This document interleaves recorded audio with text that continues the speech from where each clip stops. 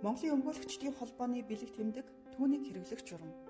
Энэхүү журмын 5 дугаар зүйлд Монголын өмгөөлөгчдийн холбооны бэлэглийг өмгөөлөгчдийн холбооны ажилтны ингэрийн тэмдэгт, өмгөөлөгчийн ингэрийн тэмдэгт, өмгөөлөгчдийн холбоо түүний салбар зөвлөлийн албан тасалгаанд, байрны хаягт, өмгөөлөгчдийн холбоо түүний бүтцийн байгууллагын албан бичгийн хэвлэмэл хуудаст, өмгөөлөгчийн албан бичгийн хэвлэмэл хуудаст, өмгөөлөгчдийн холбооны байрны хуралдаан, уулзалт, ёслолын танхимд, өмгөөлөгчдийн холбооны цахим хуудаст болон хэвлэлд, өмгөөлөгчдийн холбооны албаны тээврийн хэрэгсэлд, өмгөөлөгчдийн холбооны эх хурлын үед хэрэглэгдэх сонгуулийн санал хураах хайрцаг дээр хэрэглэхээр тус зохицуулсан байна.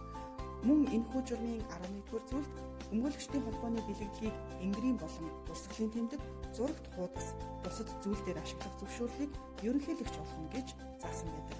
Иймд өмгөөлөгч та бүхэн Монголын өмгөөлөгчдийн холбооны бэлэг тэмдгээ журмын дагуу хэрэглэхийг